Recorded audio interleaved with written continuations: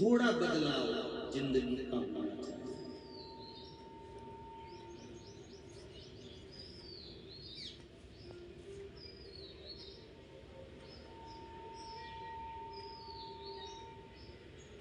ये 4 जगह ऐसी है जहां पर यदि आपका अपमान हो जाए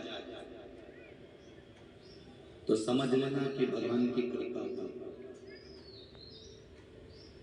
4 जगह शिव महापुराण की कथा में तारकासुर के 3 बेटे तारकाक्ष, विदुम्माली और कमलाक्ष की कथा कह रही है। शिव महापुराण की कथा कह रही है।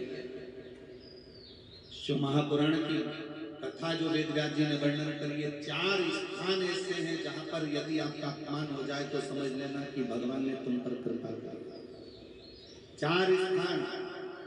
पहले नंबर का, माता, घर की माँ अगर तुम्हारा अपमान कर दे, अपशब्द कह दे, ताने दे दे, गाली दे दे, आड़ा टेढ़ा बोलकर तुम्हारा अपमान कर दे तो समझ लेना कुछ परमात्मा की कृपा हुई है, तेरा भाग्य चमकने वाला है। दूसरे नंबर पर पिता, घर का पिता अगर आपका मान लो किसी भी रूप में अपमान कर देते हैं या शब्द कह देते हैं या आड़ा टेढ़ा कर देते हैं तो बुरा नहीं मानना। पिता किसी पुत्र का यदि अपमान कर देता है, अपने पुत्र का यदि शब्द कह भी देता है तो बेटे का भाग्य बदल देता है पिता के अपमान से। तीसरा, शिक्षक, गुरु, जिस गुरु की दृष्टि में कपट ना हो, छल ना हो, बेईमानी ना हो, वो गुरु अगर अपमान भी कर देता है, तुमको शब्द अपशब्द कह भी देता है तो वो तुम्हारी किस्मत को बदल देता है। स्वयं गुरु द्रोणाचार्य का चरित्र पढ़ना, जिस गुरु ने कितना कितना कहा और बेटे वो शिष्य उसका जीवन का लड़ा। चौथे नंबर का, शिव महापुराण की कथा में गए हो, शंकर की चौखट पर गए हो, मंदिर में गए हो, देवालय में गए हो, तुम बहुत ऊंचे पद पर क्यों ना हो और वहां पर भी अगर कोई तुम्हें धक्का मार दे या शब्द कह दे या कुछ तुम्हारा अपमान कर दे तो समझ लेना परमात्मा ने तेरे को अच्छा चुनकर उन्नति की है।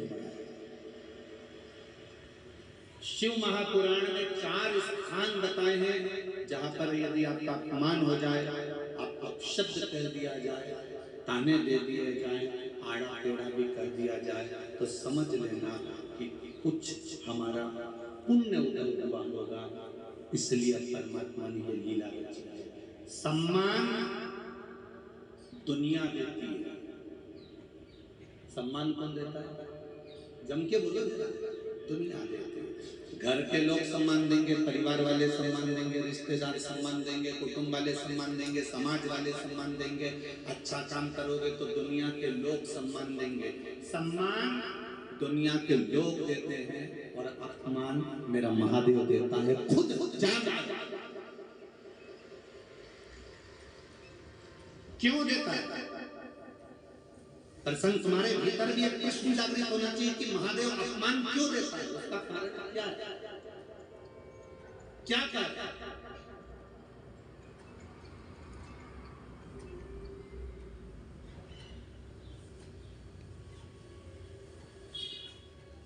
महादेव पार्वती जी से कहते हैं, पार्वती अगर मेरा अपमान नहीं हुआ होता तो मैं भी 33 कोटि देवताओं की गिनती में बैठा होता।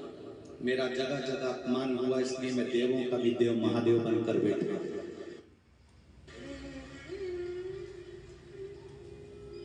कई लोग अपमानजनक शब्द कह देते हैं, ऐसे कुछ नहीं हो सकता, चल निकल यहां से बाहर, निकल जा यहां से। बड़ा आया दर्शन करने बैठ गया, बड़ा आया कथा सुनने बैठ गया, बड़ा आया यहां आकर बैठ गया, निकल बाहर। ये अपमान के शब्द कभी कभी महादेव निकलवाते हैं।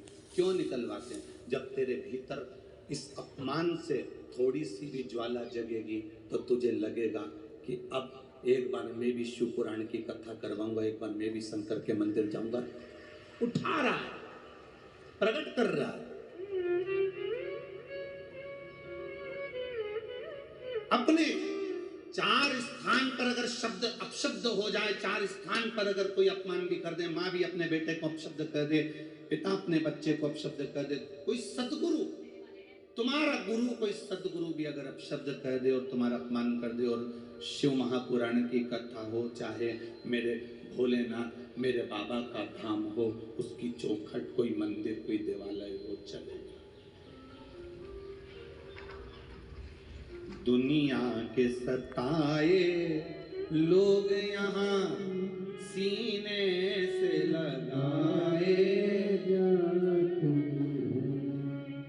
दरबार में भोले बाबा के दुख दर्द मिटाए जाते हैं। तुम उसकी तुम उसके नजदीक में, आवाज खींचना पड़ रही उसको, देख नजदीक में उसके करीब में आ गए, उसके पास में अगर पहुंच गए और कुछ शब्द अपशब्द भी हो गए तो उसको सोच लेना कि महादेव ने तेरे लिए कुछ अच्छा सोचा होगा, कुछ अच्छा सोचा होगा।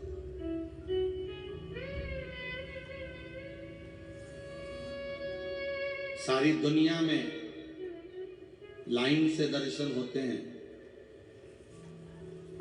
पंढरपुर चले जाओ, तिरुपति चले जाओ, सांवरिया जी चले जाओ, तुम्हारी मर्जी पड़े जहां चले जाओ, सब जगह लाइन से दर्शन होते हैं, सब जगह लाइन से लोग पहुंचते हैं।